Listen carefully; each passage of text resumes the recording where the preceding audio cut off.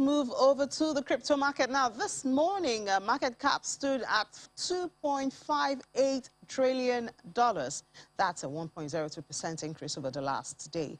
The total crypto market volume over the last 24 hours stood at $101.12 billion, which makes a 27.69% increase. The total volume in DeFi currently $11.55 billion. That's 11.42% of the total crypto market 24-hour volume. The volume of all stable coins is now $80.63 billion. That's 79.74% of the total crypto volume. Now let's look at Bitcoin. This morning at about 8 a.m., Bitcoin was $62,035.78, showing a 2% increase in the last 24 hours. It's still within the 62%, while its dominance is also still hovering around 45%, but there's been an increase of 0.17% over the last day. 24-hour volume decrease, however, $24.21 billion. Now let's see how Ethereum, 4,125.25, showing a 0.81% increase, and the 20-hour volume, $15 billion, about that. Top gainers this morning, Coinbase, Solana, XRP, Doge, and Polkadots are doing very well this morning.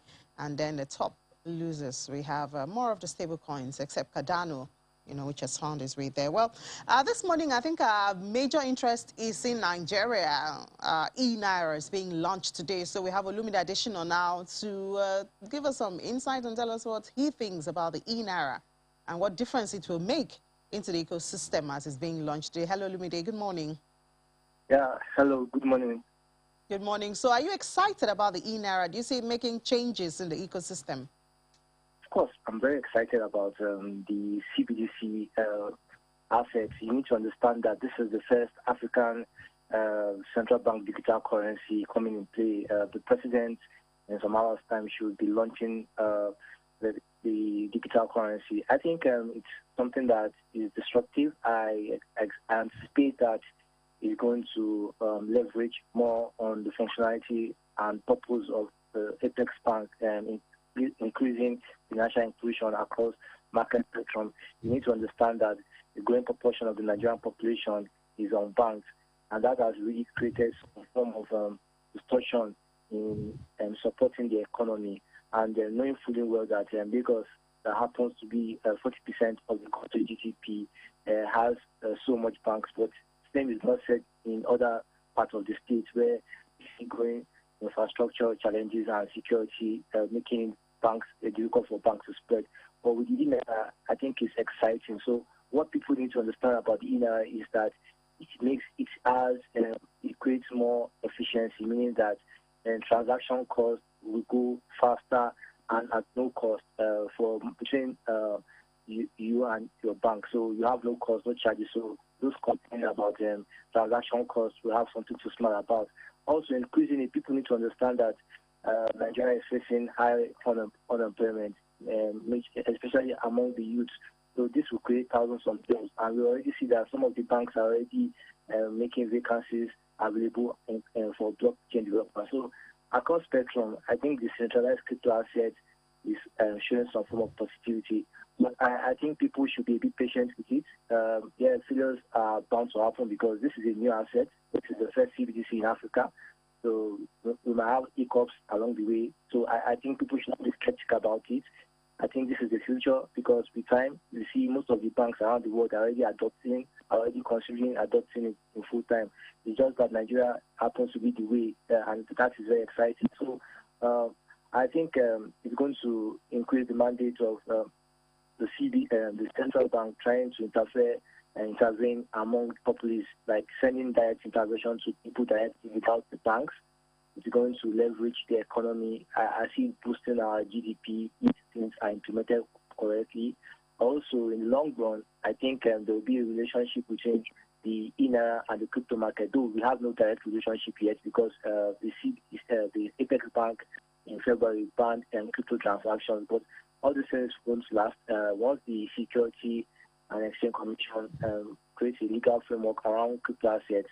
Then I think the Apex Bank will reconsider such restrictions. So I think Nigerians should be excited, look forward to it. They should accept it. The banks have already sent mails across, many leading banks have already sent mails to their customers on how to onboard.